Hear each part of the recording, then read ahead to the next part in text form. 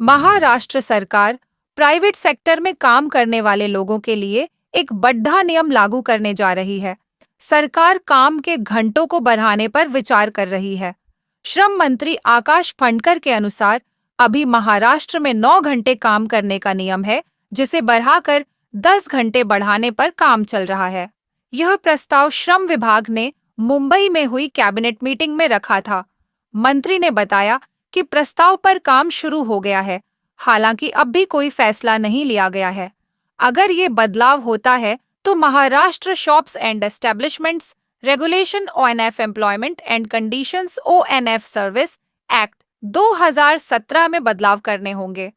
यह कानून दुकानों, होटलों, मनोरंजन केंद्रों और प्राइवेट बिजनेस में काम करने के घंटे और नौकरी की शर्तों को तय करता है।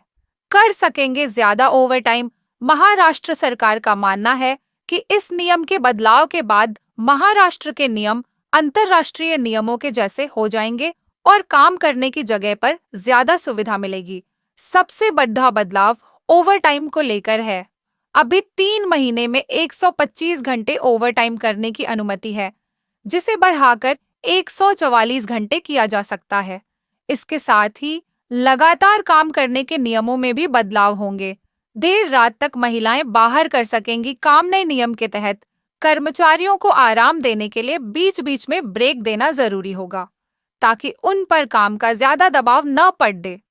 एक और बड़ा बदलाव यह होने जा रहा है कि नए श्रम कानूनों के बनने के बाद महिला कर्मचारियों को देर रात तक काम करने की अनुमति मिल सकती है। सरकार ने कहा कि इससे महिलाओं के लिए नौकरी के अवसर बढ़ेंगे। श्रम कानून में बड़ा बदलाव।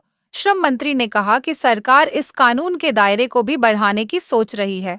अभी नियम है कि जिस बिजनेस में 10 से कम कर्मचारी हैं, वे इस कानून में नहीं आते हैं, लेकिन नए प्रस्ताव के अनुसार इसे बदला जाएगा। फंडकर ने यह बताया कि अभी यह सब बातें शुरुआती दौर में हैं। उन्होंने कहा कि कई प्राइवेट कंपनियों में कर्मचारी पहले से ही तय समय से ज्यादा काम करते हैं, लेकिन उन्हें उसका सही पैसा नहीं मिलता। इसलिए सरकार इस पर विचार कर रही है।